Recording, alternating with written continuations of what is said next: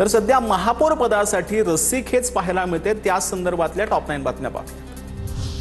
मुंबई महापालिका निकालानंतर महायुतीच्या नेत्यांची उद्या महत्त्वाची बैठक। राहुल शेवाळे आणि अमित साठम यांच्या सत्ता स्थापनेची महत्त्वाची बैठक होणार असल्याची माहिती।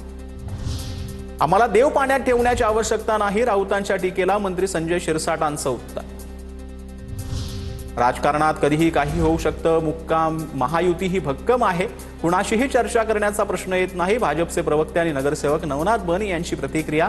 सध्याची चर्चा नाही, महायुतीचा महापौर होणार असल्याचं वक्तव्य। ताजलँड्समधील शिंदेंच्या नगरसेवकांना महत्त्वाची कागदपत्र सादर करावी लागणार। निवडणूक आयोग सर्टिफिकेट आदी कागदपत्र सादर करावी लागणार। मुंबईच्या महापौर पदावरून सस्पेन्स कायम। उपमुख्यमंत्री एकनाथ शिंदे भाकरी फिरवण्याच्या तयारीत। पक्षातील आमदारांच्या कामगिरीवर शिंदे नाराज। शिंदे अकार्यक्षम मंत्र्यांना डच्चू देणार, सूत्रांची माहिती।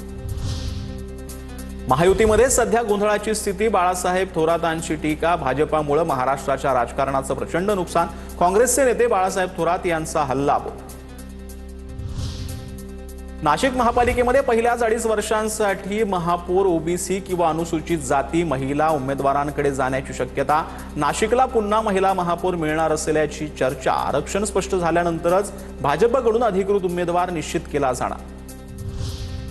मालेगावात इस्लाम पार्टीला पाठिंबा देण्याची एमआयएमची तयारी। शिवसेना भाजपासोबत सत्ता स्थापन करणार नसल्याचं स्पष्ट। जातीयवादी पक्षांसोबत न जाण्याचा निर्णय जो आहे तो आमदार मुफ्ती इस्माईल यांनी घेतलेला आहे। शहरीतासाठी आता इस्लाम पार्टी, समाजवादी पार्टी आणि काँग्रेस सोबत एकत्र येण्याचे संकेत त्यांनी दिले। मनसेच्या गटनेतेपदी यशवंत किल्लेदार यांची निवड करण्यात आली। मनसे नगरसेवकांच्या बैठकीमध्ये गटनेते किल्लेदारांना देण्याचा ठराव करण्यात आला। मनसेचे 6 नगरसेवक नोंदणीसाठी उद्या कोकण भवनला जाणार आहेत। किल्लेदार यांनी ही माहिती दिली आहे।